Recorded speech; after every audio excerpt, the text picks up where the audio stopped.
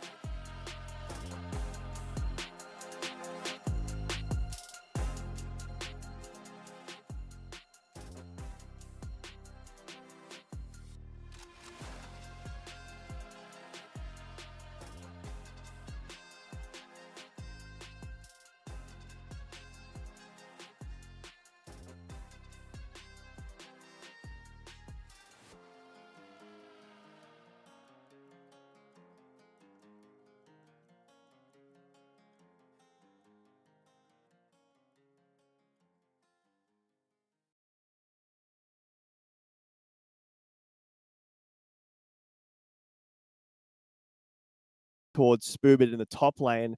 So I'll have my, analysis hat / critical hat on for Spoobit. And I've seen a couple of these names for Dorado Gaming Omega before, Sinja. And I know a question mark on the jungle in Sunrise as well was put down there. But for our other team here, I'm not too familiar with any of these players, and neither was the researchers here. They said not a whole lot they can say about this team. They couldn't really find any history. So I guess this is a bit of a proving ground to see where you stand up. Obviously, not favorited in this set specifically, but coming out with a week 1 win against some champions would be a really good start. Yeah, I gotta agree. I was also looking at that jungle role gold. Obviously not the highest rank, lowest in fact in the game, but as we get into bans here, I'm excited to see how they play around that jungler, and it looks like Trundle's going to be first on the ban list here. Yeah, I guess remaining still in the bans after it has kind of fallen out of prior a little bit in pro due to the fact that it's a little bit harder to blind pick. Teams are realizing that, okay, in certain scenarios, it's really good first pick, second pick, but doesn't really line up when you can just not pick any tanks and pick things that are good into the Trundle. But Poppy, one of those champions that has remained really high prior, really good into a ton of the engaged, that has been quite strong recently. On the side of Elegy, though, but a Caitlyn and a Gragas ban, I have to believe these are target bans, maybe off of some scrims, because these picks not super high prior. Double ADC ban. The Karma also kind of makes sense. It's a very winning bot lane. Obviously a bit more difficult in the late game, but we'll guarantee that push can be quite frustrating to play against. It'll be Ashe first pick. I want to point out, with 3 jungle bans and 2 coming from the side of Dorado Gaming Omega, it does highlight that thing we talked about with Sunrise, where you've got a bit of a question mark in that jungle position. You want to help make sure that, it's going to be a comfortable match.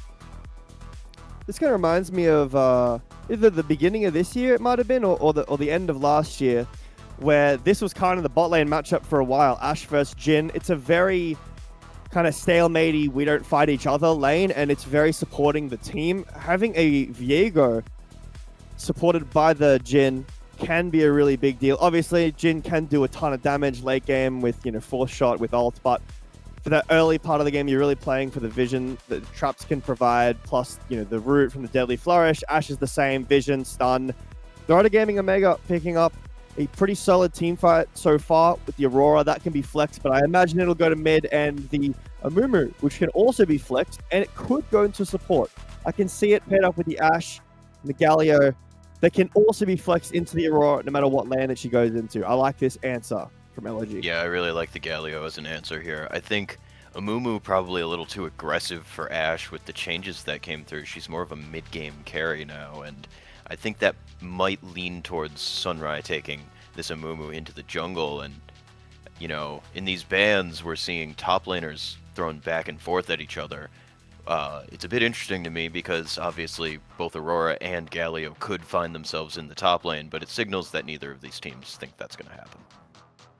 I think Leona could be quite high prior here for Elegy if they want to go towards that. Works well with Ashe, so it's a good takeaway and is quite good with Jhin. I know that engaged supports aren't typically what's played in these lower elo leagues, but something that I want to mention and talk about Ashe, it's going to be Maokai. So, I mean, it is an engaged support, but very low agency, actually. I'll pivot off my point. I want to talk about something I Will Dominate was talking about. I mean, I guess it could be top lane, but he was saying that Maokai is one of those champions where you're not a Maokai player. You're just on Maokai for that game, right? Maybe if you're in the jungle, it's a bit different, but you don't really get any value out of spending a ton of time into Maokai. It's a really one-note champion. Ooh, set support, actually. That's a pretty yeah, I interesting think this one. is a set support. That's very aggressive. It is, and I guess we'll aid into your point in being pretty strong in the mid-game. Shogath up in the top. Now, I am a fan of this draft for Elegy. However, I feel like you have potential to run out of damage at points. Viego can really take you far in that, but you need resets. Jhin needs to have a really good fight, and you've got a great front line.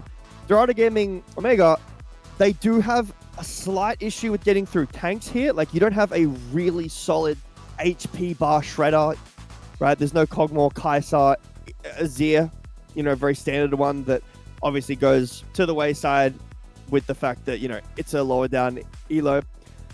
But I think both these teams have really solid team fight drafts. They have a ton of utility.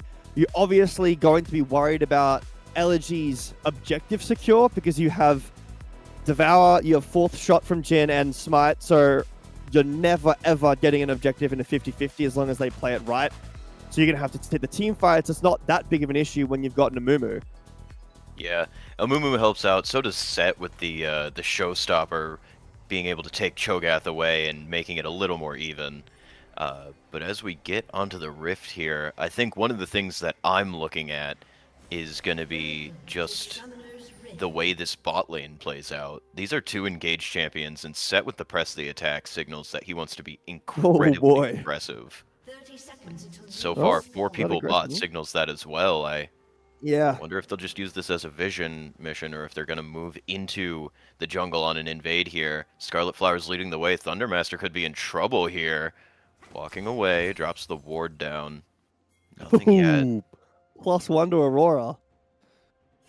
Yeah, you'll take that because that can mean an advantage in the mid lane on that slightly earlier level up as the ward goes down in both the Raptor Pit and near the blue buff, so they will know exactly where Sunrai is starting.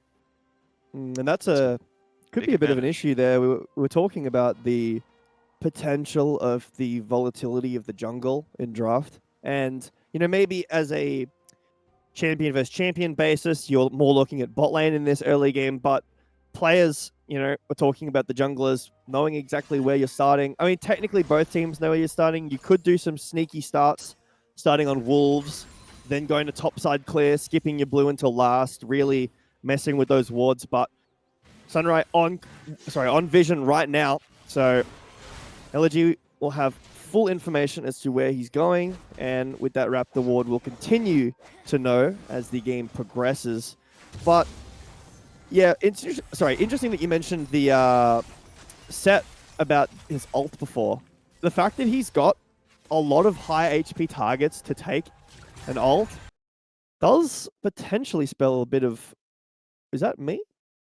No, I'm getting that too. Okay, good. I have a bit of a problem with these things sometimes, so just checking that wasn't me. Yeah, might spell a bit of a problem for Elegy, but I'm still a little bit worried about first of all, the consistent damage from Elegy, but now mostly that I'm looking at it, the maybe lack of tank damage for Dorado Gaming, because I think that, you know, Aatrox into like 4 melees is really good, even though there is quite a lot of interrupt.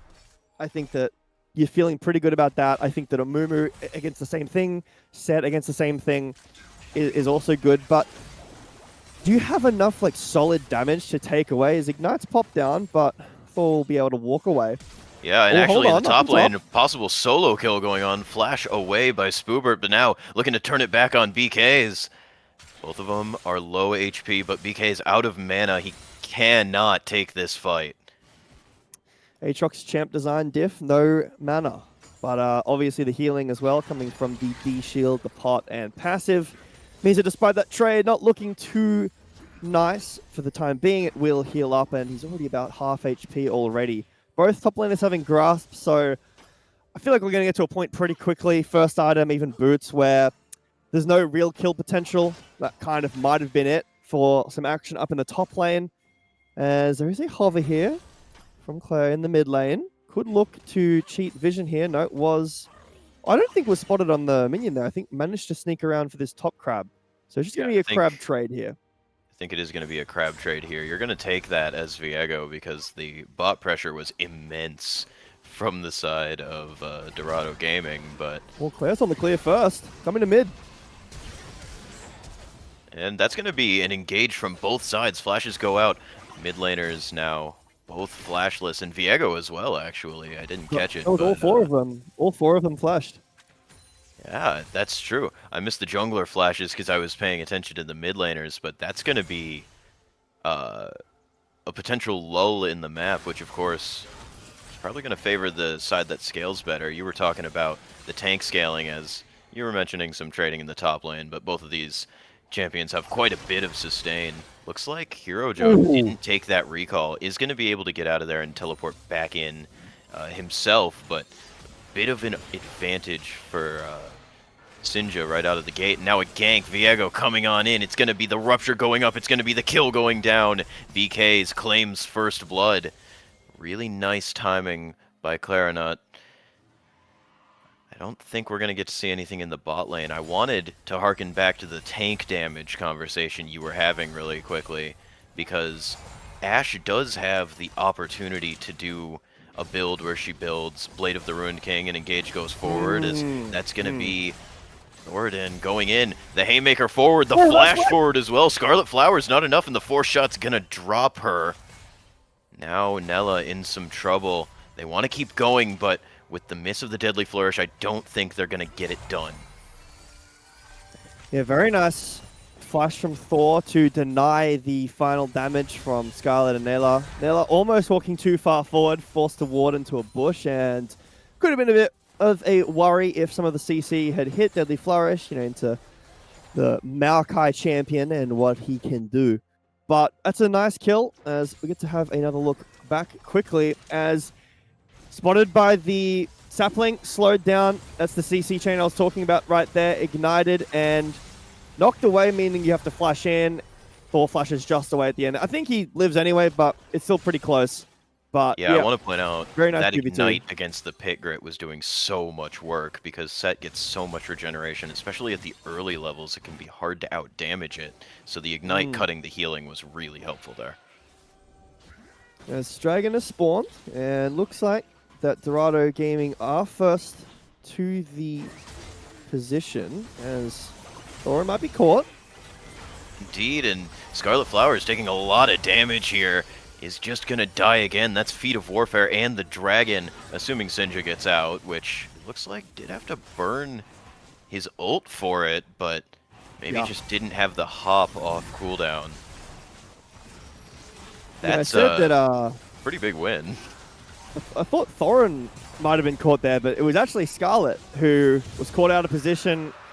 I didn't look at the map as we were going into that fight, but Nella was coming out of base just after Scarlet Flowers died. So I'm assuming that just a really bad base timer, communication for the team wasn't quite there across the board, and means, that damage conversation we were kind of talking about comes into play a little bit there, where I think you're right. Ashe does have the opportunity to go something like the Bork.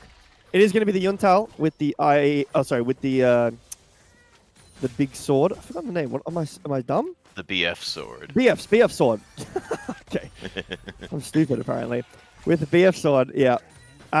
Obviously still can go, like Terminus is still an option. Obviously LDR, like you're going to go pen at some point, but yeah, there is a worry. And when you're taking a fight with your ADC not there at all, especially at level 6 with no first item, against like the base damage of Maokai, Galio, Jin doing quite a bit of damage with like the build that he's got right now. So we take a little bit of look at the gold. It's not too crazy. 1k lead, or around about, pretty close to a 1k lead. Half of that's in the jungle. Yeah, pretty much the other half is in the bot lane. Good hawk shot, did spot out Clarinut there. I think one of the biggest deltas as the grubs get started here, for me, has been that we're seeing Scarlet Flowers without any sort of aftershock is losing out on a lot of tankiness on the support set that you're used to seeing, as in goes Sunrai, and it is going to be a 3v3 for this last grub, and immediately the Heartbreaker goes down into the Curse of the Sad Mummy, and it's going to be a kill onto Clarinut, so both junglers will fall immediately. Out goes the World Ender, and they'll not net a second one onto BK's here, so good fight. They also get the flash of the top laner, flash for flash, and Spoobert gonna move in, take that last grub, and Sinja very happy to just keep bullying the Scalio in the mid lane. I was getting ready to talk about, again, here we can see a bit of you know... Oh, hold on. In bot. Yeah, another engage, but this time it's Scarlet Flowers that comes out on top, and it's just a stat check, it felt like. Oh, Alright, hello! Between Two In Worlds mid! goes out, and Oh, no! that's going to be a solo kill for Sinja. I said was enjoying bullying this Galio, Oh, but I think no, it is going to dude. be a flash trade, as Clarinet will pick up the revenge kill and get the shutdown. We did get to see Nella use ult, the Enchanted Crystal Arrow coming out, as I wonder which one of these we're going to get to see. It's the original Grub fight, so yeah.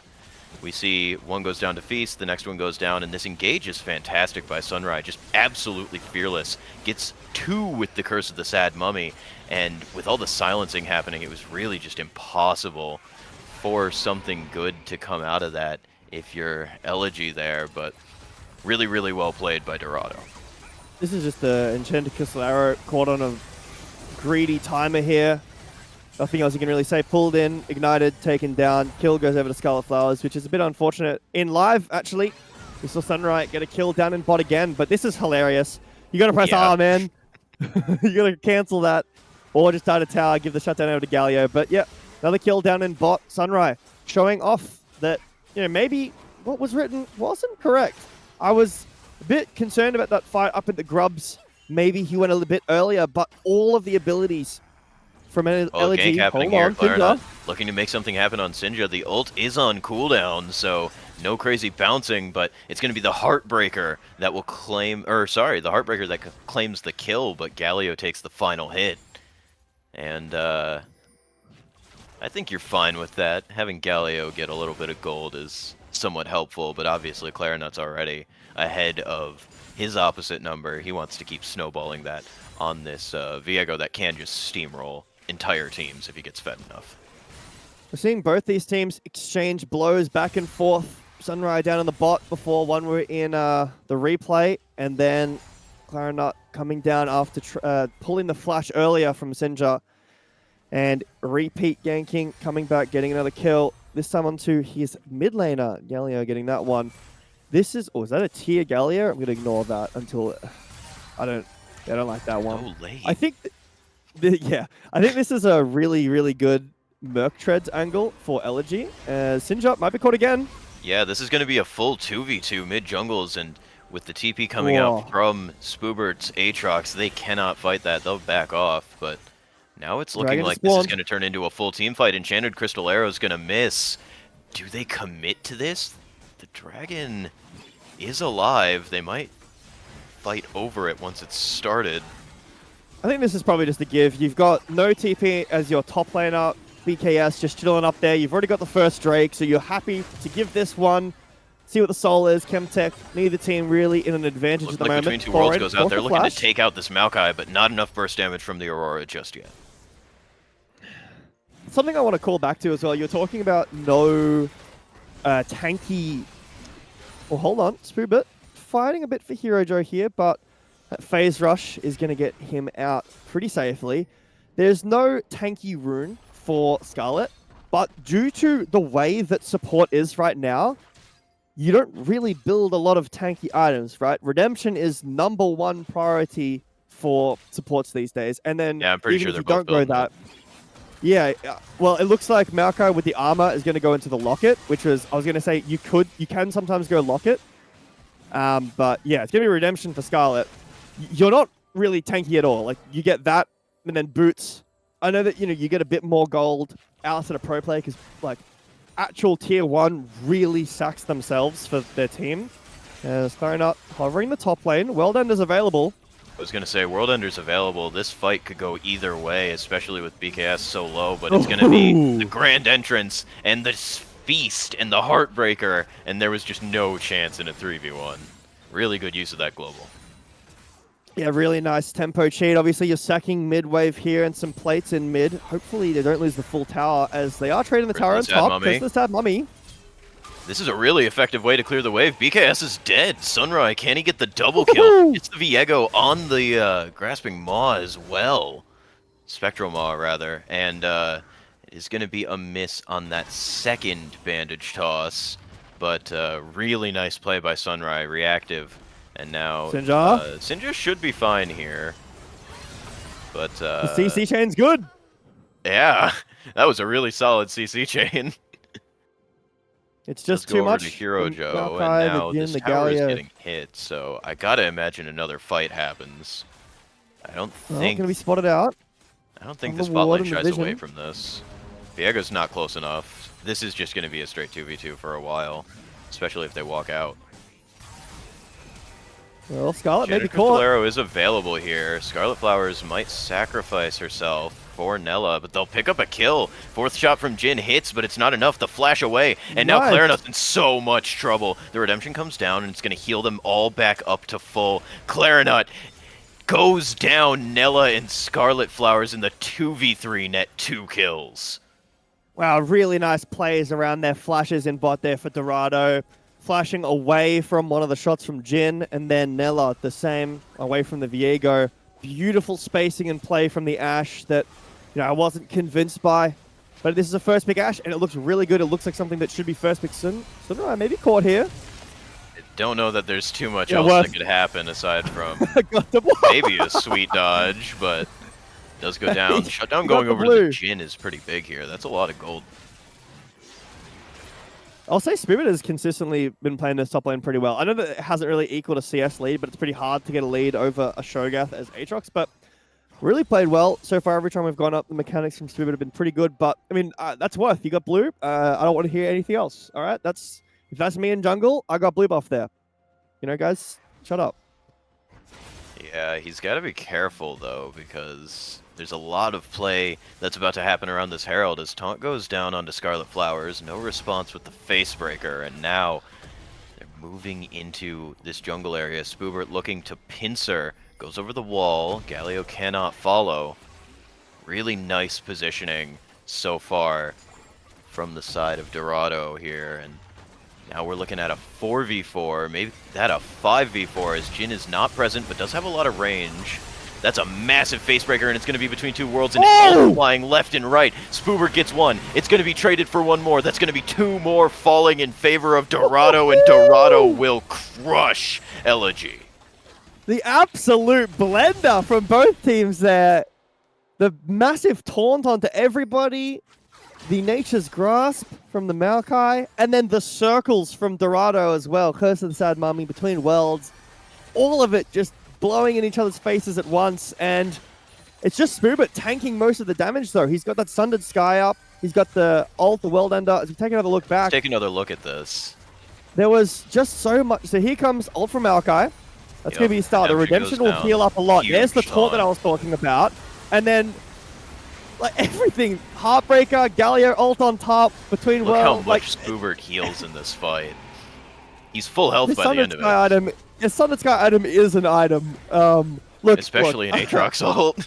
I'm an Aatrox defender through and through. I don't care how gross it looks. It's so fun to play and to watch. Okay, it sucks to have happened to you, but the thing is that you have to realize, that's what Aatrox wants to do. He wants 4 melee people in front of him where he can get a bunch of Sundered Sky procs in ult, reset his passive multiple times by using Q, and just live through everything.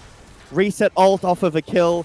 That's what Aatrox really, really wants to do. And unfortunately, Viego wants to chew through someone really quickly and then get a reset. When the Aatrox and the Amumu are in the front, that's not something that you can do at all as Viego. So a fight like that, maybe not the one you want to take the most. This is the second dragon for Dorado. It looks like it will be taken with 0 contestation, but up on the top lane, pings are coming Yeah, they're out. looking for this Pathing Aatrox. as Now, well. if Aatrox survives Here's a this, TP.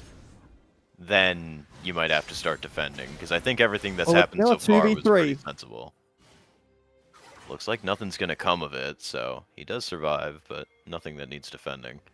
And overall, this is going to result in some push. Maybe BKS can take that tower in the bot lane, but overall, no neutral objectives up. It's just about pushing these towers and getting position for the next one. Yep. Bit of that, what LS would call the 5 minutes of doom here in between these dragons. Has no Baron either. There is obviously Atakan in a minute, and if pro play is anything to go off of, both of these teams will be mind-controlled into fighting to the death, and one of them will lose the game at the Atakan. But let's hope that doesn't happen in here. It's fascinating how that happens, as a little bit of trading in the mid lane here, but plenty of numbers on both sides, so don't expect too much to I think result it's of it. an interesting conversation as to, is Adacard actually worth, like, it's so strong that it's worth giving the game over for? Obviously, the answer is it's probably not, especially for these teams where you're going to get a better chance. But I think I was talking with a friend about it, that it comes kind of from the dominance that Gen G have around objectives, and they're able to just seemingly pull up to an objective, take it, and walk away, and Atacon gives you a lot of gold, or like gold worth of stats, right? Obviously, that's not what they do. Gen G aren't just pulling up and taking it. Their setups are the best in the world, but it's got to be making sure that you aren't, even as another pro team, like pulling yourself into getting mind controlled to an objective, as the Nightmare has spawned up in the top lane due to Spoob. It's excellent trading, as that's where most of the damage was done. Yeah, I'm I love that interested to see mechanic. if it stays next year. Personally, I'm a fan of it. I think it's really cool. It's one of those things, though, where unless you're like playing or you've played like organized play before, or even like higher levels of it, it does kind of, it's hard to feel the impact outside of the like kind of small Jin passive, because it is just straight up invisible stats that you kind of can't see. Yeah. Scarlet, it's a bit angry. Forces a It's the flash. flash. Whoa! Now, this is a Hex Flash Maokai, but that still There was takes a bit also- to channel. There was everyone in mid as well behind Is BK Scarlet, gonna which die for I this? hadn't looked at. Oh, there's World well Ender under popped. out. Spoobert's gonna try. Seems No Black Cleaver unlikely, yet. but does get the So- flash. Hard to say if that's worth it. I guess you got to make something happen in that window. Well, in order for Atacon it and to Pop, be- it might be worth it if that goes down. Yeah, it certainly would be. This is kind of exactly what you were talking about. Just sort of walking up and taking it. Setups are there. They did clear vision, and Dorado has vision of their own, so definitely well done. Hero Not even Joe, sure they're right if below you. Elegy knew that it was happening. Yeah, I don't think they did either. I mean, maybe the call was like, okay, we've got nothing we have to give. Like, Thundermaster has no mana. I guess that's just for free. I mean, one of the biggest problems with Atacon for teams taking it is that the shredding passive just destroys your protections. But Dorado able to get it pretty much for free. I have to get a flower check. So it's 13 on Jin. Would we be able to get a check on someone? Maybe Nella here. Our observers. We get a click on one of the Dorado Omega teams. Would be Apparently really the nice. answer's I'll have no. to check back in there. The answer is no. Can't check. We don't like flowers here. 1 minute on this next streak. Vision setup is starting for Dorado Gaming Omega. There it is. 31. 31 flowers. So a pretty decent amount of stats. What was it? 13 to 30? It's a couple thousand. What, like maybe 1.5, maybe 2,000 worth of stats? I don't know. I'm not Captain Flowers. I can't do it like he does. But it's a pretty decent amount of gold worth of stats. As Pryor is still being ward over here in the top lane. We got a reset from Sinja. BKS continuing that push out. Might just look to trade a tier 2. This is only Soul Point if Dorado get it. So not necessarily have to force a fight. And with a Maokai, you do have really, really good vision contest anyway. So retaking isn't the hardest thing in the world. We'll have to see how these teams approach this dragon. 30 seconds. Yeah, 30 seconds till, and Sinja has the teleport. BKS has the teleport. Spoobert does as well, so it's a bit shocking to not see him matching, but I suppose if you're just looking for wave clear, Aurora has that in spades, so Yeah. it does work out. I'm really enjoying the setups that we've been seeing from Dorado Gaming. They have been doing a very good job of vision control, but taunt landing, Hero Joe fighting onto Spoobert, but this is really not the fight you want to take as the Galio. And now with the Galio zoned, they're going to go in with the bandage toss. Nature's Grass comes out. It's going to be the Deadly Flourish following. Teleports coming down from both side laners, and now it's a full 5v5. It's going to be the engage onto BKS, the showstopper, onto the Jin. Oh, It's nice. massive. It's going to be an immediate wombo combo going down onto the side of Elegy, and they're going to fall 1 by 1, or rather 3 by 1 by 1. That's going to be a clean ace for Dorado Gaming Omega. Sunrise going to go get that dragon, and they're going to push as far into the base as they can manage. It looks a bit awkward because it feels like you've missed your engage here. But the fact that you can't fully commit to Thorin here is actually a good thing. It means you get time for your cooldowns to come back up, and now Nature's Grasp is not there anymore. Really nice bandage shots on the BKS, but it's the ult into the backline, the flash curse to the Sad Mummy in, and beautiful team fight execution from Dorado. And that's how you deal with tanks. You go double Leandries, and we send it on to every member with all damage we can muster. Would have been a bit of a worry if the... Oh, actually, I thought it was Clouds. It said Cloud Soul before. It would have been a bit of a worry if Mountain Drake has gone over to the side of Elegy, but feels extra good on Dorado Gaming, getting those the frontline members, the Amumu, the Aatrox, even more tanky, as Shojin is the option here for Spirit. But I don't like to talk about builds too much, but I feel like Black Cleaver would be really nice this game.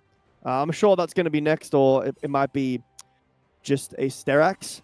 But definitely, regardless of builds, it's looking good no matter what. 4-0-6 on this Ashe. And Sunright, despite the naysay at the beginning and some words typed out by our content team of not too sure if this jungle is going to remain, he's looked really solid. And honestly, if I'm this team so far, I see no reason to change him. Yeah, I think he's looked really solid. I love his timing so far. That's the thing that stuck out the most to me. You know, we're going to see the flash forward from Scarlet Flowers. It is just going to result in, you know, a dash away with the Spectral Maw, but I respect the aggression when you're this far ahead and you're just looking to clear out that top tier 1. There's no other way to go about it. They will get it here. Maybe. Alright, Nature's Grasp comes out. It's going to be followed by the Curtain Call. Curse of the Sad Mummy and Heartbreaker are going to follow shortly after. Enchanted Crystal Arrow goes wide, and it's going to be Hero Joe falling. That was a lot for very little for both sides, but I guess the turret is still standing. Huge. Meanwhile, the bot lane, story as old as time. I feel like BKS wins this. I think he does too. I'm not entirely certain what the goal is here with Spoobert. There goes the tower, but I guess he's doing a lot of unanswered damage here. Does have that missing health healing, so that's going to be a big advantage. Ooh. The flash comes out. Spoobert wants this kill. Gets it. I think you had a very good point about Black Cleaver, because it does really enable the Aatrox. I don't mind the Spear of Shojin as a general damage amplifier, but yeah, though there is a lack of dedicated armor stacking in this game, I think that having the Shred benefits the Ashe as well, and that makes it that much more impactful with the Runon's Hurricane, because she's getting that much more damage onto that much more targets, essentially. Well, yeah, I was a bit worried about that all-in until BKS missed a few of those knock-ups in a row. The damage kind of couldn't come through there, and Spirit was basically just able to walk around and even through the Thorn Mail heal up enough that the damage from the Shurigeth wasn't enough. This is an on-vision Baron pull, 28 minutes in the game nearly, and this will be zero contestation. There is nothing that Elegy can do at all despite just watch. Now, this is getting to the point in the game where you got to think, what did we do wrong? How did we go wrong? Where did we go next? And honestly, it's hard because the game looked really even for a long, long time, and there was one or two team fights, mostly the one around that little corridor to the left there that we saw, where that was kind of the swinging point. Yeah, I think that the objective setups have been very, very good for Dorado Gaming Omega. But, you know, the game did start with a lead for Elegy as down comes the hero's entrance. It's going to follow after the curtain call. That's a shutdown onto Ashe immediately. And we're going to get to see now, Between Two Worlds goes out. It's going to be the Feast going down to kill Scarlet Flowers, but the re-engage is fantastic from the side of Dorado Gaming. The refresh on the Aatrox, and the pain just never stops, does it? That's game right there. And what we were talking about a bit earlier, yes, there might have been tank killing problems for Dorado, but there was certainly damage problems for Elegy, as even though their ADC goes down in Nella, you see the game plan of Dorado is immediately run at the Viego, and as soon as he's dead, there's no reset, the fight falls away. And sure, this will be game one. It definitely will be game one here. A fantastic game. We saw a lot of team fights, and they really went the way of Dorado Gaming Omega. That'll be game. In a really So, well executed game from Dorado. Sometimes it's hard to talk about how games went, and if you look at the scoreline, you might say that too. Like, oh, it just Amumu just got off to a ridiculous start. No, actually, it was quite close for a good portion of the game. Some excellent team fighting, like you said, objective setup, some really good timings from Sunrai, and target selection there at the end.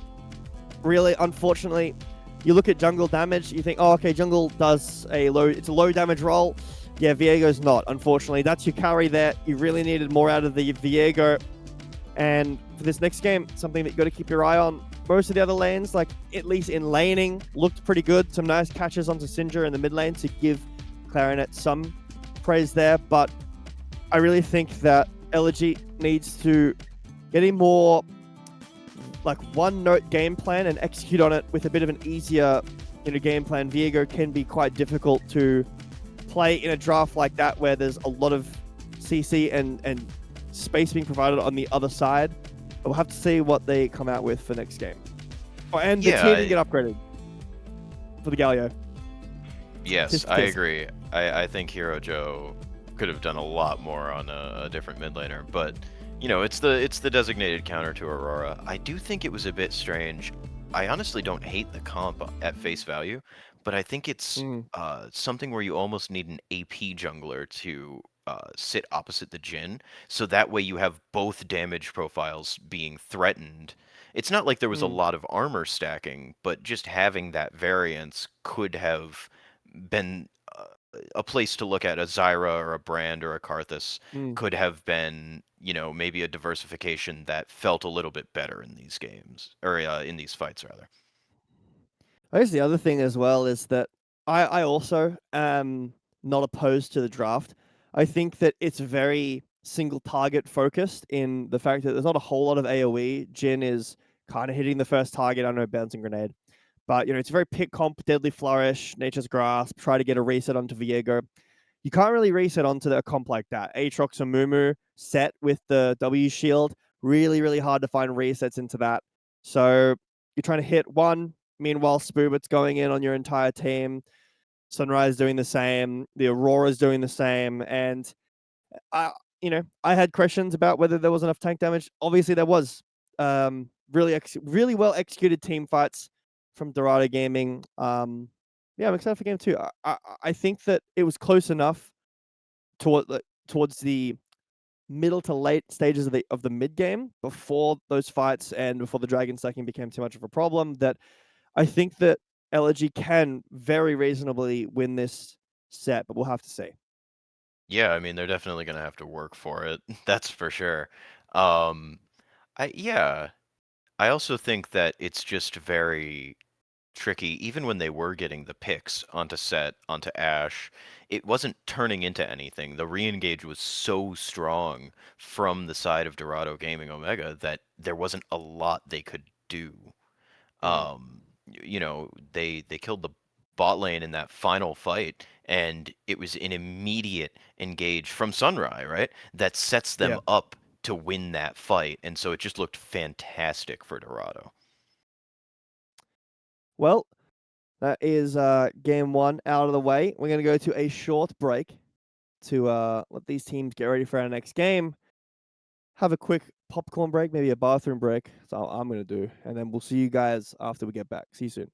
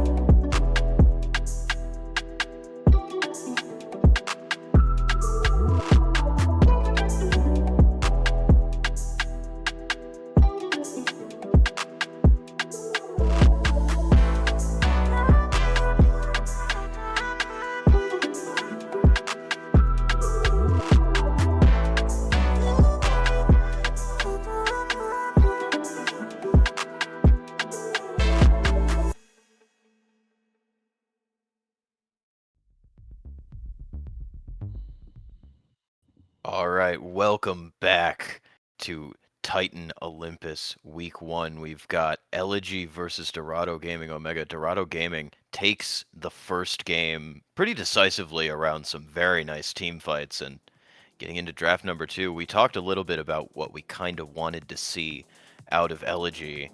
They're on the blue side now, so they have that first pick potential, but it is still going to be that Caitlyn ban, which you talked about as being sort of a target ban.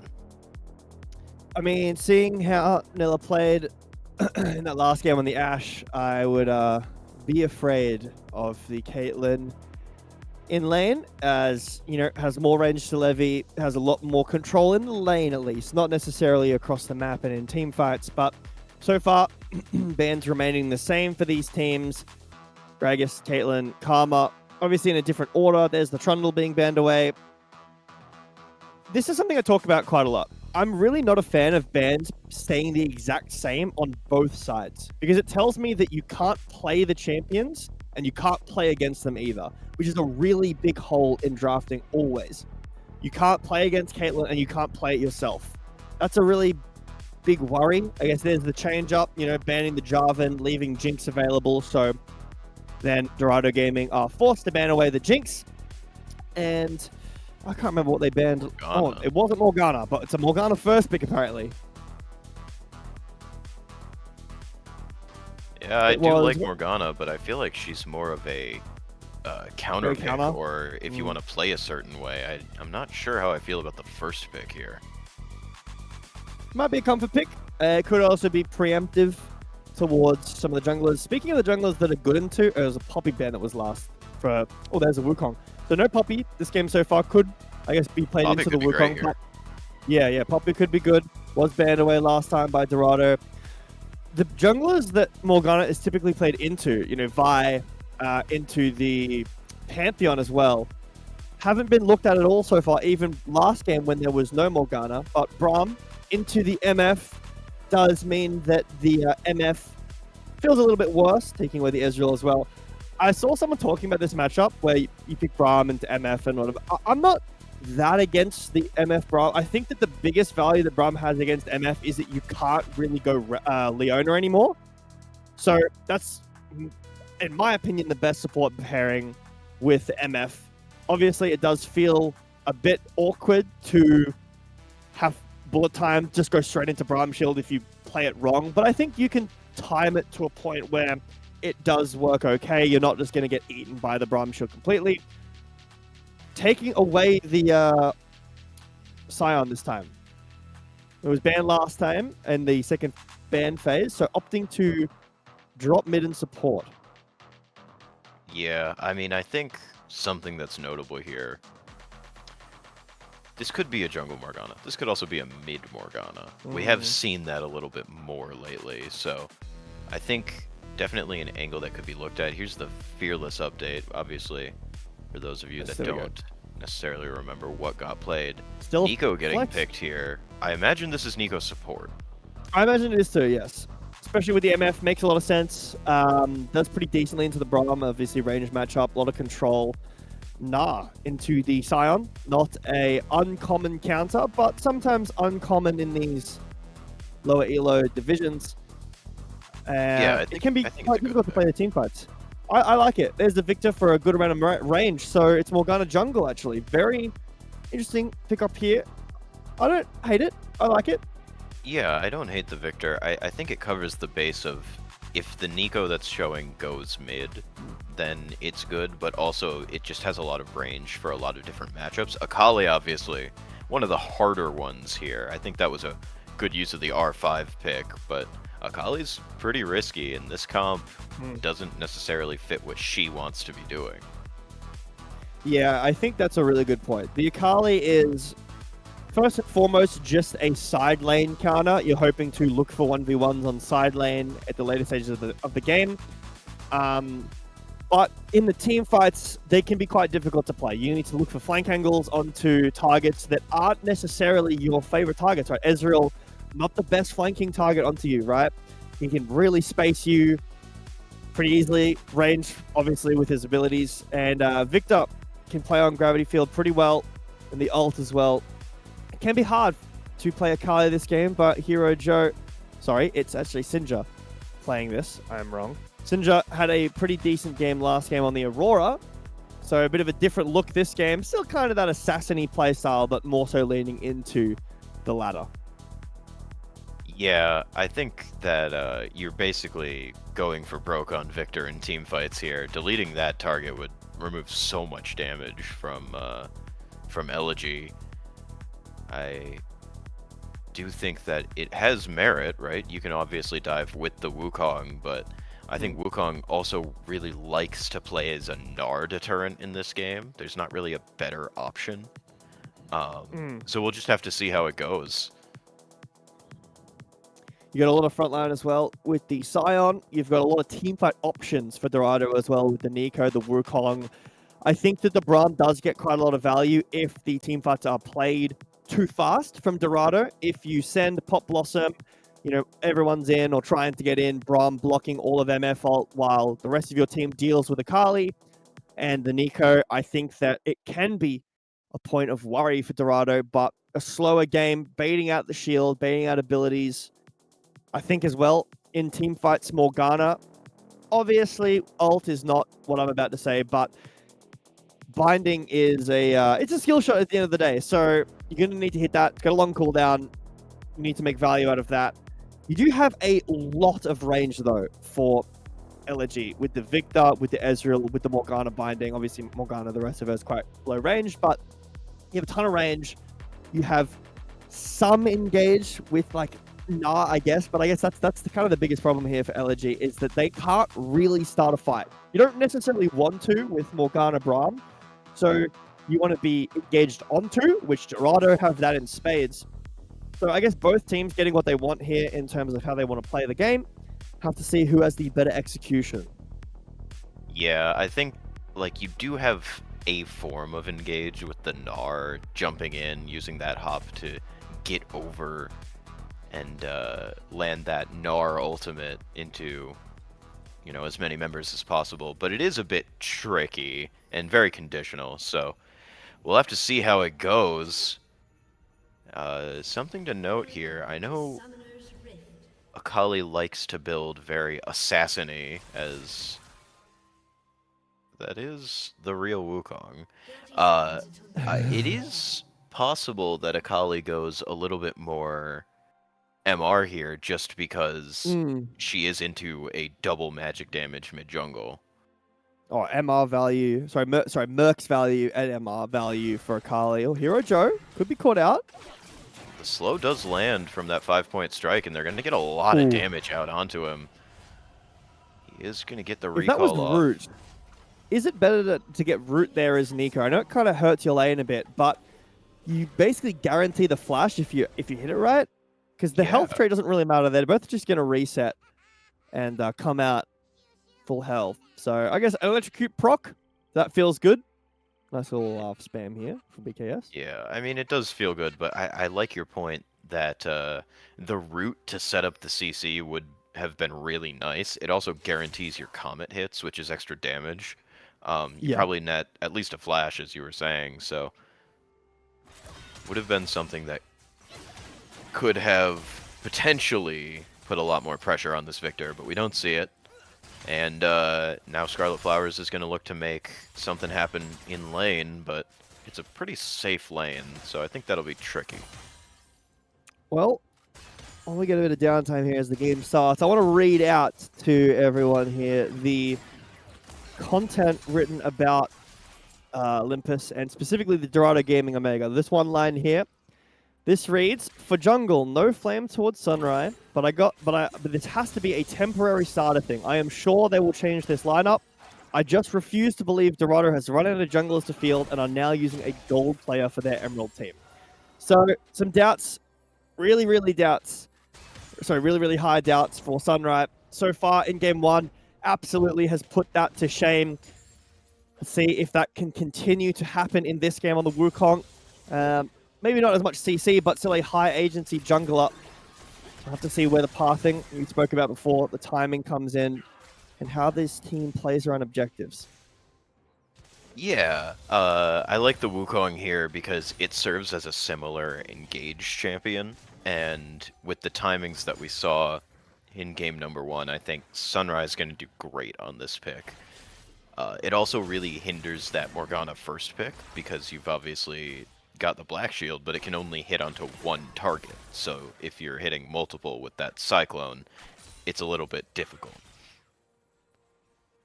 And you do have a ton of gap close. I know Chronicler was talking about on Twitter maybe getting a Nico change that you can't flash when you're have like started to channel your ult. Might, we were talking on the break about champions that have had. Oh, hold on, this might be a solo kill. Which way though? Yeah, I'm not sure. It's going to be Scion claiming first blood. Flashes exchanged back and forth. Spoobert, with that Soul Furnace, is able to make it happen. Oh, so close. Oh, Sinja just I thought it hit. That yeah, I did too. When he sent it, I was like, I can't see the marker, but he knows where he's going. TP back up the top. Spoobert might die for this proxy. I think he's it's a bounce play. It's completely worth. You just need to get the wave, man. Just get the wave. Oh, yeah. See, no. He didn't pull the wave enough. Although he's zoning. he was zoning. I think he only saved like one minion though. Oh my god, what a fantastic solo kill. Sinja. So clean. Holy. Just hits the shuriken flip, hits the 5-point strike. Nothing else to be said. Really nice play so far in the mid lane. I mean, obviously that level 1 chunk doesn't mean anything because both teams reset, but in a lane that can be quite difficult, it has looked really, really good. Nice picture of the Cloud Soul. Yeah. Sorry, Cloud Drake, not Soul. Cloud Drake right before it's about to spawn. Cloud Drake. And I don't think we're going to see this get killed on spawn, but it would allow a lot of map movement for primarily this Akali, who really would not mind at all to have that.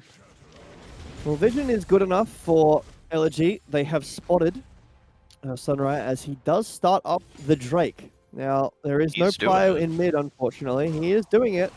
Bot prio could be used to rotate over, and looks like Dorado Gaming actually all here Dorado's first. champions are so much stronger here.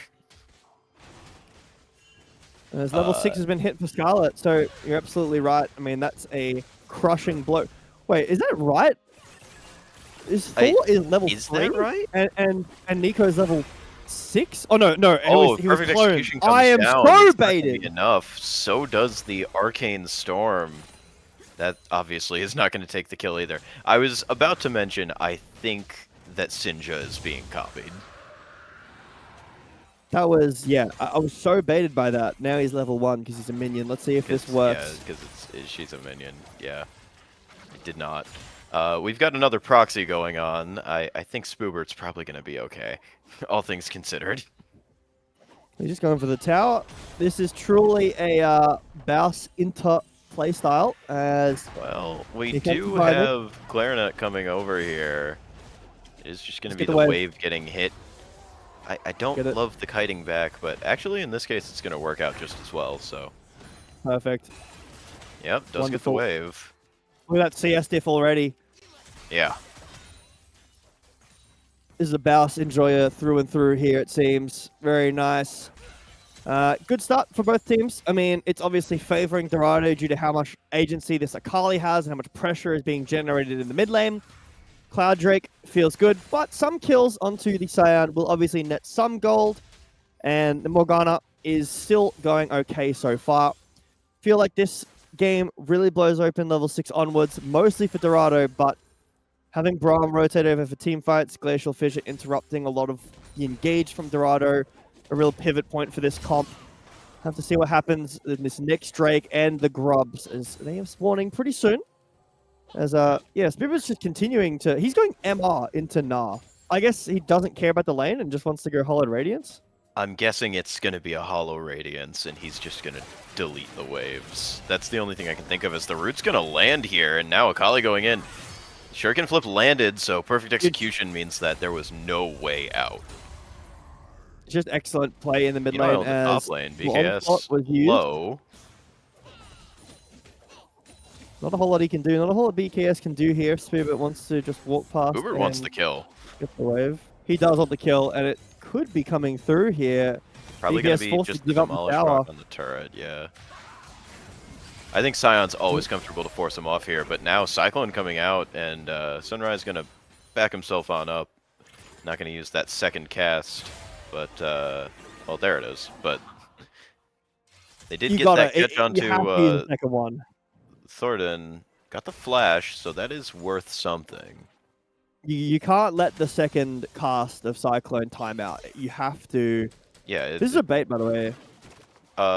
Yeah. I mean, it's in the contract of playing Wukong. Yeah, you have to use the second cast. You cannot let it time out. But Dorado Omega, the goal lead hasn't become too crazy. It hasn't ballooned into something ungappable. But the control that this draft is awarding them is becoming an issue right now. I mean, the Akali roams. Clarinut might be able to catch Scarlet here on the reset, but no vision. Here it comes now. Oh! Actually hit. That's impressive. I was about to say, I think Scarlet Flowers is pretty safe because she can always just use that clone, but the Dark Binding landing onto the real Nico, and that's always going to be a kill. Yeah, a bit of a misplay there from Scarlet. You're absolutely right. Just send W forward. But unfortunate, Thor picks up the kill instead of either of the two members that might have wanted it a little bit more. Still a kill, and potentially a dive, but could be a bit difficult. No, there's no way. There's a bullet time on the time out. She's thinking about it, but... I do want to point out up. a bit of a weird niche aspect of Morgana's ult, the Soul Shackles, is they do instantly cancel MF's strut, so it becomes very difficult for specifically MF to get out of them. Interesting. I didn't know that. I don't play too much Morgana as MF. It's any damage, right? So a guaranteed Soul Shackle connecting is going to do that. It's just something you might not think about. Goes in here, but the gravity does a good bit of damage. Sinja comes out on top, but perfect execution. Not going to find that second cast onto Hero Joe as Spoobert doing Scion things, mostly. Plate does go down, so this is really good for the Next wave. Oh, the flash forward was magnificent. Whoa. This is just not a solo kill because Nico Nico did assist, but is it even really trading the Scion at this point? I kind of wish he just would have gotten that wave. He gave a bit of the wave, now Nah can trade a plate back, and still gave over the kill. That's a good point. I think that was a bit of a misplay there from Spoobert. So, yeah, unfortunately. But, I mean, the thing is about Scion is that it's such a brick wall in teamfights and an easier to execute. Like, it's so all-encompassing, right? It's got CC, slowing, prot shred, it's face tank into bushes, it has engaged, it's got a decent amount of damage, it's got a threat in passive, whereas... Okay, in goes the Wukong here. And the follow-up Pop Blossom is only going to tag the Braum, and the bullet time goes out on multiple targets, but it's going to be the Ezreal ultimate responding in kind. Now the exhaust down onto Sinja. Can anything happen? Can he make it happen? The answer is no. 1v1. I don't like your odds in this one, Nella. It's going to drop here, but the flash away. Meanwhile, in the top lane, Spoobert takes the tower. That was a really well set up fight for Elegy, I feel. I also want to not give too much flame over to Dorado because I wanted them to take slow fights. And I feel like this is actually a slow fight, right? Look, so you go in as Sunrise, and bait out the Black Shield. And you wait. And then here comes the ult from Scarlet, but it doesn't hit the required target. If that did land on the backline, if Hero Joe didn't flash away, if it was managed to land on Thundermaster on this Ezreal, that fight could have looked really different because, like I said, the Braum shield was not placed on top of the MF ult correctly, so it was doing damage.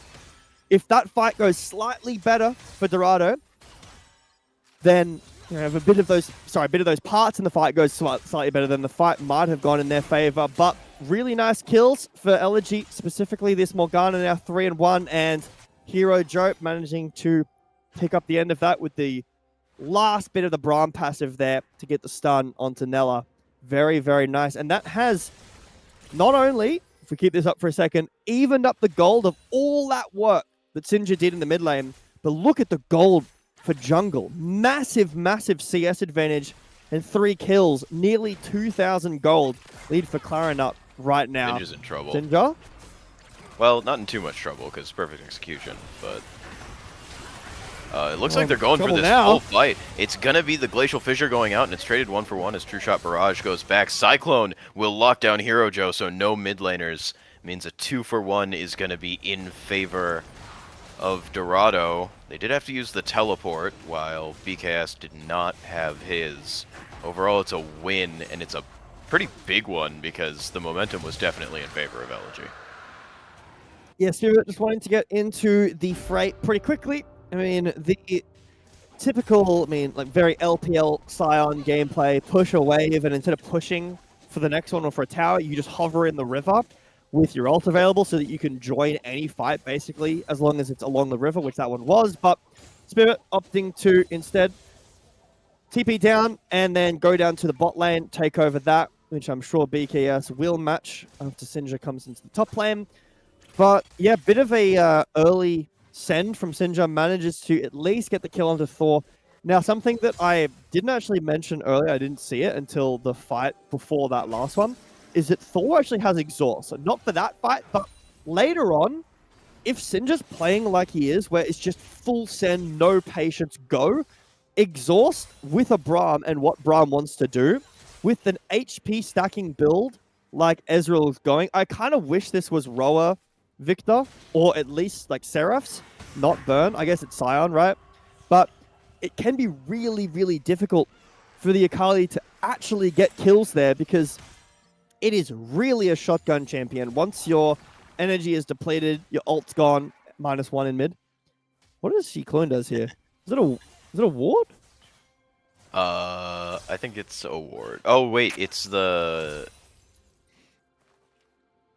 I have no idea what that is. I don't know what it is.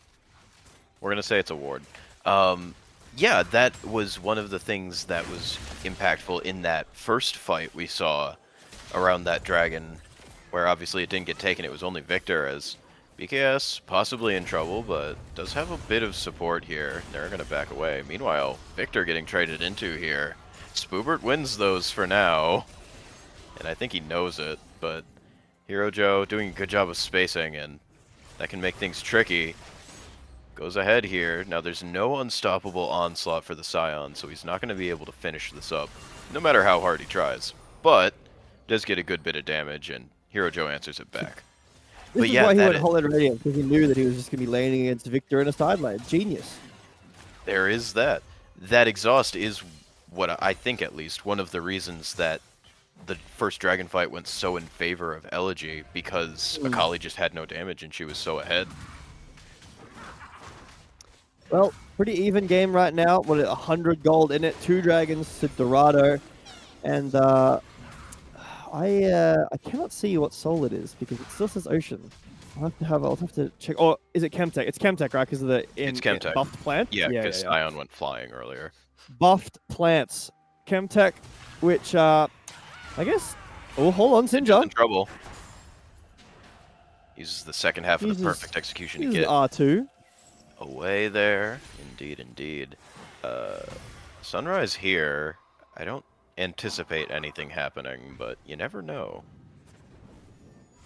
Well, Herald was taken by Sunrise a little bit earlier when a bit of a play was happening down the bot side, so can still be used at any time, and most likely will be held until the next Drake as soul point for Dorado. So you've bided your time a little bit, despite the fight around Drake going well for Elegy. They haven't been able to get any Drakes. So you're still in a position where Chemtech Soul, not the most favored, but doesn't do that terribly this game. You know, obviously Scion with the shields, really, it's kind of a Scion Drake, right? Really good when he's below half HP. I don't know if he had to ult there. feel like he might have been able to get out. I think he might have been able to get out, but it probably would have been a little too close given timers. I think you're more willing to burn the ult and save your health bar. I'm not convinced. Although Scion didn't recall here. Yeah, okay. He's going Titanic Hydra, right? Which is Yeah. more of an AD build, like wave clear build. I understand that in like a ranked perspective, maybe, but you've got enough damage, right? Wukong late game does a lot of damage, right? Triforce, Sundered Sky, Black Cleaver, whatever the build might be, does a lot of damage. Akali is all damage, MF is all damage, and you've got pretty decent CC with the Nico. I feel like I just want tank out of my Scion. I agree. Not necessarily Here's the Herald. A bit early. Oh no, not early actually. I've talked for too long. 15 seconds on the Drake. Pull that I do dragon, actually think it's still too early. Yeah. Maybe the next wave could have been. As you're doing the got dragon, 2 charges. basically. But hit 2 towers, so you'll consider that worth it. Well, dragon is now spawned. Some vision bait going on. Although it looks like they're committing to a fight over the dragon. Sinja was spotted. Blue orb on the dragon. TPs are available for the top laners if they want to join. But Spoobit can cancel BKSs, and if BKS is in rage form, which he is now, they're just fighting for an all-in up here in top. But I'm not sure that this is the fight we want to be spectating right now. I do think Spoobert dies here, but I could be wrong. He does have the unstoppable onslaught again, I think. Could be a spectator. He really wants to save it.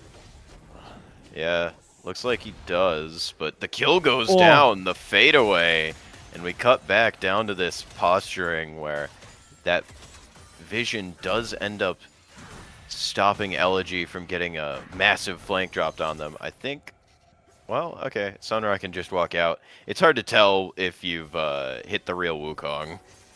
Sinja's still here. We've got the clone comp here too. Got the Nico and the Wukong with the Akali going invisible. Can be frustrating sometimes. It looks like they've elected Dorado just going to opt to go mid tier 2. Not a bad trade if you're able to get it, but obviously feels bad if you're not, which they're not able to get. So free dragon over to Elegy, and maybe an Anakan too. This isn't on Vision, so Sinja's going to have to see this. Here's a TP but they know. So they do know. They do know. This is going to be a full 5-on-5 fight. BKS can TP too. Okay, they pulled off. Spirit wants to go over the wall. You flash ult that, bro. Come on. Send it. That would have been sick, but I don't know that there was enough follow-up. And now I think it's going to be Otacon for Dorado. And this is really good because the recalling parties here don't all have teleport. Braum is going to be out of this fight. Out goes the True Shot Barrage, and it does a little bit of damage. Unstoppable Onslaught comes out, and the zoning is fantastic. That's going to be a dead Clarinut right off the bat, and with no jungler, you cannot contest. They will trade it's going to be a mid-tower, maybe. But I think that's a trade you're willing to take here. Just Ninja, you could TP into mid here and save the tower. There it is. There's the TP from Syndra into the mid lane, along with the Scarlet Flowers roam. To push off the tier 1 tower, it will remain standing. Anakan goes over to Dorado Gaming for game 2, as it did in game 1, and now there might be a dives on the card short. Oh, I think there's more than just the cards here. That is a dead hero, Joe.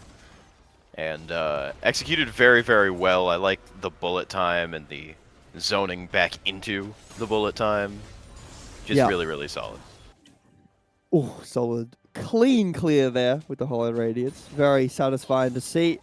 Guess the one silver lining there is, despite the situation of the game and what we just saw, Dragon still did go over to Elegy, so you're not at threat of Soul for another 8 minutes minimum.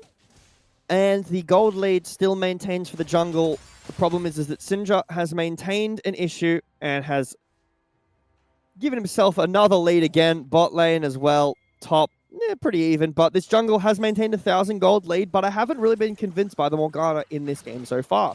I think that it has the chance to be really good, stopping the Akali engage or the Wukong, but it's not really found the value that it maybe needs to. And on the other side, the Wukong, despite the gold deficit, has really been impactful in these fights. Sinja? I mean, Sinja's looking for another solo kill, and he's absolutely getting it. That's the Akali on side that I was talking about. I mean, I think you were really correct with the lane can be hard. it wasn't, unfortunately, for Sinja. So it just turns into an easy lane into I eat you on side lane for breakfast, lunch, and dinner, and I'll take a side lane to go. You know, you say that, but I'm not even actually sure that it was an easy lane because it was still a solo kill and arguably a second solo kill for Sinja. This is maybe not what you're looking for here. Gets rooted up by the Dark Binding, and that's just a kill. Now Scarlet Flower's probably going to be able to walk her way out. Does have her jungler in the area, so not too worried. Just an overstay by Sinja. No, I agree though. The lane was easy for Sinja, but on paper it should not be that easy. It shouldn't be easy to just walk up to Victor and solo kill him twice in a lane that I think you shouldn't be winning that in. But speaking of winning lanes, God, this is just a dead Scion. Has the Black Cleaver. Oh, hold on. Oh, does get the stun. Yeah. Really, really well played by BKS. I'm shocked the turret took that long to start shooting the Scion. Well, he'll get the wave. Nice. He 1+1 there. Big. The good death, I think. Worth. I love the one the Worth emote with the Pepe Froggle bruised and smiling. You know the one I'm talking about? Yeah, yeah. Perfect. Well, mid-tier 1's going to go in favor of Elegy. Could be an engage here from It will, Sunrise. but I think this is going to be a Cyclone engage, and they're going to follow it up with the bullet time. Thundermaster is out of mobility, and that means he is food for Sinja. Now rooted is the Akali, so no more damage just yet. Has to back away because she is getting quite low. Nella dodges everything, still strutting along. TP down here. The dragon is in 30 seconds, so this is a good look for Dorado. In comes the unstoppable onslaught. Hero Joe has to get himself out of there, but this is dangerous. Wukong over the wall, over another. They're going to get this Braum here. Morgana in the area. We'll see if Clarinut can secure this, or if he even wants to try.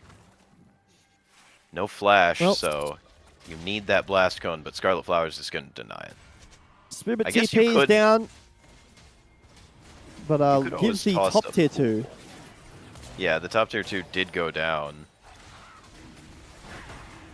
This Dragon's being fought over here. Clarinut, pretty hard to get in here.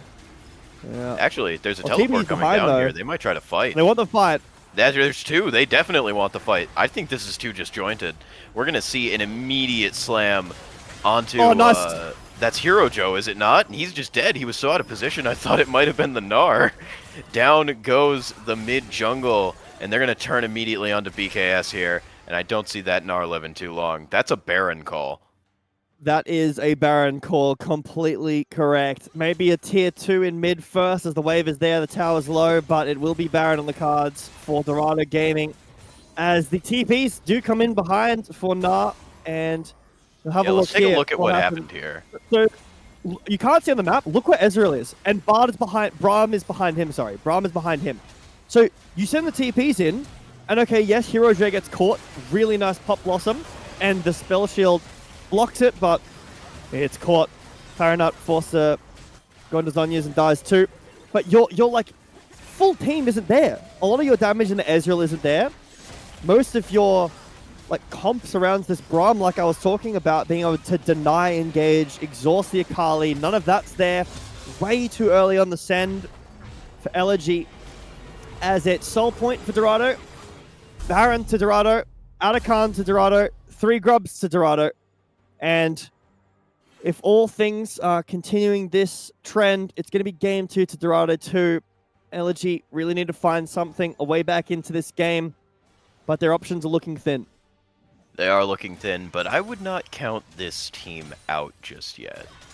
We did see a bad and very disjointed fight happen, but I've seen the flashes of potential, the pick comp elements, being able to turn it into a full team fight comp. They've got the potential here, and the exhaust is up for the Braum. If he can get Sinja out of the fight with that exhaust, there's a world where this does work for Elegy. They just have to make it happen.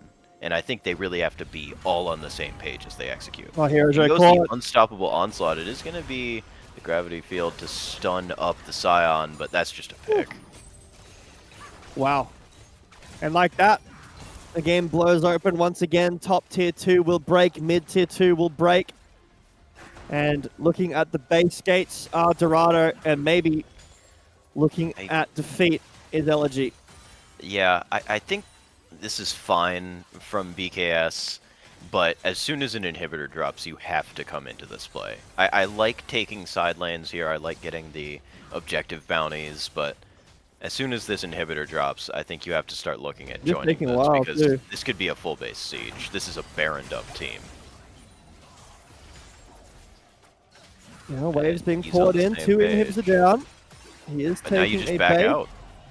Dorado not wanting to play it too quick, playing it safe. They have nice cancel here for Spoopit. I mean, he's alive. Yeah, Good it's force for the ult there. But yeah, 2 minutes on salt for Dorado Gaming. The good news after all this is, okay, yeah, they've got 3 grubs, 3 drakes, soul point, right? It's Chemtech Soul with Scion, pretty good. They've got Baron still, you know. They've got a 10 and 3 Akali with 7 stacks on the Dark Seal, but it's only a 4k lead. It's not the end of the world. Obviously, the Akali is quite far ahead, but it's not grim, like terribly grim looking at just the goal. There is a potential for a fight, but at this point, it has to be executed so well, and I really haven't seen a team fight, 5v5 fight, where Braum is there and gets a ton of value with the exhaust outside of that dragon fight right at the start of the game. We saw the potential of what this team can do with the Morgana interrupts, with the Braum. Could be a face check here from Sinjar. Oh, Bind misses. Unfortunate. Yeah, that binding hits, and that's a different looking fight because you immediately throw out the chains on top of it, but we're not going to see that. Just the siege on the last remaining inhibitor tower. The wave clear is good. That fooled me. I thought we were about to see a fight break out. 30 seconds on the salt, and if you were to see a fight break out, that's where it's going to be. Vision control pretty solid for Dorado right now as Baron has worn off. So I assume it's just going to be wave clear from Elegy, but this is what you want to do as Dorado. Just keep all of Elegy in their base. Sion is stunned up, but he's pretty tanky. He's really tanky. He's healing. He's just not going to die. I was actually going to make a comment earlier in the game about how it might not be a great game to go Unending Despair into so many ranged champions. I guess it doesn't matter. Yeah. 1 Ocean Drake, 1 Chemtech Drake, maybe ending up being 2, complementing each other really nicely. Oh, Sinjar.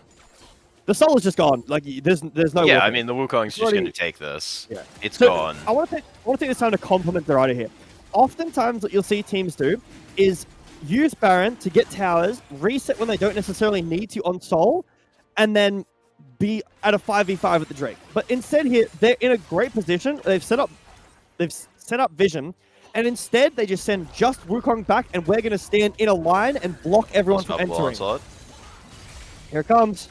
Yep, down goes the tower, and here, well, maybe the fight won't happen. That's a fantastic Gnar. The Pop Blossom is going to hit onto 1 and it's Black Shielded, so this is exactly the type of fight you're looking for if you're Elegy. In goes Sinja, and it's an instant delete button.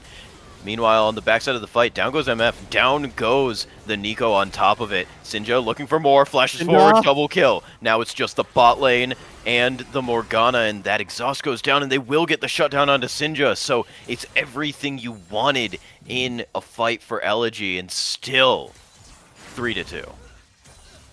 Yeah, feels a little bit rough, but pardon me, Elegy get the best fight they could have hoped for. They don't lose any Nexus turrets. And these inhibitors will be spawning pretty soon. The top one, the middle one, and the bottom one didn't end up falling. Feel like a bit, maybe too much of a force. You got Soul. Baron is now 40 seconds away. You could have just gotten Soul, taken the top, the bot tower if you wanted it. Yeah, let's take a look at this, because I want to point out how good this setup was, while I also feel like it could have been cleaner. BKS really sets this up with a fantastic Dorado. Oh, wow, yeah, beautiful. So here's Pop Blossom. Yeah, doesn't really hit anyone. Beautiful Black Shield there. Hero Joe flashes out of the way. Sunray also not able to land with the Cyclone. And you can see Sinja here goes in, takes it, Hero Joe, but gets rooted under tower, so uses the Zonyas, right? As the fight continues going, all time that Akali isn't hitting is great time for Elegy, because it means that they can slowly chip through the health bar of Spoobit. Sinja then exhausted finally at the end of the fight and is taken down. Now, key part, exhaust not available for this next fight. Baron is spawned and is being taken by Dorado. So despite the win from Elegy, they're still on the back foot quite heavily. Soul and now Baron. These inhibitors will be spawning mid one. That's the last wave done. I believe top wave, that's also the last wave. So they're going to know no more the super true shot, minions. but it's too late. There goes the Baron. Team is reset. They've got all their gold been spent. Still 5 stacks on the Dark Seal. 3 items. MF, 4 items. Akali, 3 items for other 2 remaining members. Elegy, you need another fight that looked like the last one. No more super minions available. Nar's exhausted. They've got True. 30 seconds, I believe, before this Gnar can make an engage happen, which you really want him to be doing that. Well, Sinja, maybe too early here. Sinja goes golden, pops the perfect execution, gets stunned up by the Braum passive, and now on the other side of the fight, the Cyclone is not going to work. The Pop Blossom won't either. It's an engage that fails. A good block on the bullet time, but you did everything you had to do. You only got 2 kills, but they were the 2 most important kills you could have gotten. It's just a disaster fight for Dorado. It feels, or nearly on the base cancel, it feels like strangely really desperate. And I don't understand why. I understand, you know, you've got Victor scaling coming through. You know, the Scion is 1 in 5. He doesn't have like ridiculous amount of tank. Love those boots. I think that the fight for Dorado needs to be way slower. You've got Baron and Soul. Take inhibs and then stand at the base gates, waiting for the super minions to come, get triple inhib, and then end the game. Instead, Sinja sends it way too early into the Zhonya's. Pop Blossom again. Doesn't hit anyone. Black Shield onto Clarinet, Thundermaster, Arcane shifts away. And then, unfortunately, it's taken down at the end. Bullet time, blocked by the Braum Shield. The fight is really desperate for what feels to me like no reason. And now the gold has pretty much evened up, you know. Actually, yes, it has evened up. That is definitely not an eco up there. Guys, don't worry about it. Yeah, I mean, it's so rough because we've seen Sinja do this, like, multiple times. It's not something that we weren't expecting, but to see Sunrai follow in to save the play was what made it tough. Sinja getting a bunch of damage and dying hurts, but it's not as bad as losing both your engage tools at once, I think. Now, Baron is still on enough members that the siege might still be on the table. Elder in 1 minute, and you're back to what I was talking about before, where you just stand in a line at the base, keeping these minions pushed in so that you have guaranteed, confirmed control over the jungle and the Dragon Pit when Elder spawns. Elegy really need to find a way of breaking this, whether it's a TP behind on the ward just next to the red buff. So trying to look for a flank could be an option, but BKS exhausted once again as the minions pour into the base. Interesting. I thought he was going to just try to kill the turret there, but it looks like it's going down anyway. Baron is off. Baron's off. Baron is off. They can kill the waves here if they are looking to do so, but the positioning of Elegy indicates that they don't think there's much they could do to force a fight there. I love the look of the Soul with red and blue buff together. It looks really nice. Yeah, it does. Having all of the buffs together just looks so clean, except, I guess, Elder, which doesn't look like much of anything. Well, missing on the purple now. It's 2 minutes away. BKS about to rage to get some vision here. Clarinet might just die. Perfect execution into Zhonya's. I don't know that that was incredibly necessary, but now Sinja should just suicide. These are really crucial tools that have been used before this Elder. I mean, it's getting started up. Scarlet has Pop Blossom available and Flash ready to go. Yeah, Cyclone's also available here. No Victor is a bit of a blow, but...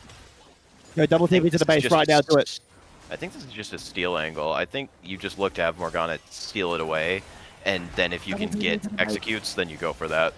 I don't think you need to look for a fight here. I think that's a bad idea. But they do need vision. Now they have it. Pulling off of this is big. There it is, there it is. There's a double TP to the base. They're TPing. They're going for the end. They're going for the end. We've got 3 TPs going down. The turret's down. They're going to look to kill the Nexus before anything else can happen. Sion going in with the CC. I think we gotta focus the Nexus here. They kill Hero Joe. That's gonna be the game. No! The Gnar into the Nexus! It's beautiful! The Fountain Laser doing so much work, but it's not enough! No! Sinja with the final hit, man. I think. And a fantastic double TP backdoor end from Dorado Gaming Omega, showing us in a 2-0 exactly why they're defending champions. I will say as well, they were pushed there in that game. Some really desperate plays for what felt like not a whole lot of reason there towards the end of that. And yeah, great position. When you're at the end, you've got, super minions pouring into the base. You just take a really, really slow Elder. And Elegy, despite winning fight after fight, they couldn't really break the tempo that Omega had. They had consistent control over the map, constantly pushing waves into the base.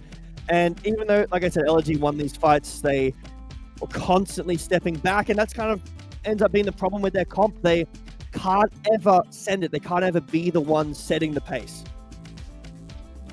Yeah, I mean, I completely agree. I think that's why I was hammering so hard in that Elder fight. Just let the jungler try to steal it, right? Because you've got supers in the base, you've got to defend. It ends up being an oversight where they try a little too hard for the Elder, they lose the game on it. And it was really, really well executed by the side of Dorado Gaming Omega. Really, we saw the fights that went in favor of Elegy, but even just between those fights, as you were saying, like, it was suffocating. You were talking about Baron pushing on a team that hadn't had Baron in a minute, and it just felt like they still did with the amount of pressure they were able to exert. So it was just really, really, really solid from them. Yeah, coming out week 1, looking really, really solid. Just going to check to see if we might have an interview lined up or not, but we'll get back on that in a moment. Yeah, I think that Sunray had a really, really good set. Obviously, wasn't necessarily the pace setter of that game. Sinja had an excellent game. The Sion creating a lot of pressure on the top lane, which, again, it just turns into a brick wall with a lot of utility in team fights. I think, we both spoke about Elegy having like shining moments, specifically in that game, the early dragon fight or around the dragon pit. Sorry.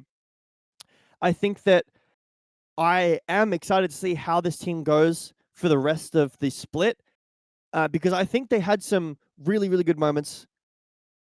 It just came down to maybe some comp issues with not necessarily the comp being bad, but when you're on the back foot, being really hard to find ends. Some miscommunication around, like, specifically the Atacon TPs not being there at the right times. But I think that you can kind of tie it up together and go towards next week and see how it goes. Yeah, absolutely. I don't know, do we have word on that interview? Looks like we might just be skipping it for today. I've gotten confirmation from league director, my goat, Brandon. All right, well then, let's go ahead and wrap this up. So, I guess final thoughts, and then we can sign off.